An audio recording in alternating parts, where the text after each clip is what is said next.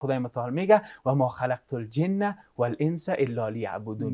پس انسان تعقل بکنه که اینمی رسالت، مسئولیت و هدف زندگی را خدای متعال در کتابی که به خاطر راهنمایی روان کرده و ما گفته میشه. این آیات ها را کلگی میخوانه. به اصطلاح در کتابا هم نوشته است، در دیوالا هم نوشته است. این خود ساده است که انسانی گپ بگویه که بله هدف زندگی چی است؟ قطعاً که بگیم که عبادت خدای متعال. چرا خدای متعال به حکم آیه پیشتر بیان میکنه که ما خلق نکردیم جن و انس را مگر به عبادت. به انسان هدف زندگی را نشان میده که تو باید چی بکنی؟ تثبیت جهت به سوی خدا بکنی. تو باید چی بکنی؟ تو باید عبادت بکنی. خدای متعال میره و ما روشن میکنه. خیلی این آیه چی مشکل است؟ تفسیر دقیق از این، فهم دقیق از این آیه به حقیقت اصل کلمه که انسان بفهمه عبادت چی هست.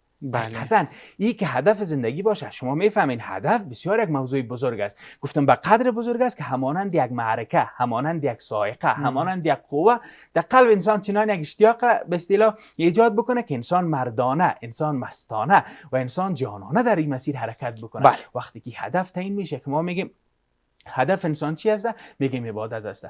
عرفا و علما در تفاسیر از ذکر میکنه که ایل یعرفون، این مهن مقید میسازه. میگه تو خدای متعال عبادت کرده نمیتونی قطعا تا که از خدا شناخت نداشته باشی. چرا؟ زیربنای هر عمل انسان شناختش است. معرفتش است، آگاهیش است. انسان با چه قدر از خدای متعال شناخت داره، معرفت داره، آگاهی داره.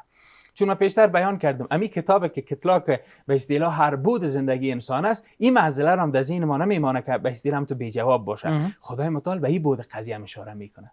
میگه سنوریهم آیاتنا فی الآفاق و فی انفسهم حتی یتبین لهم انه الحق.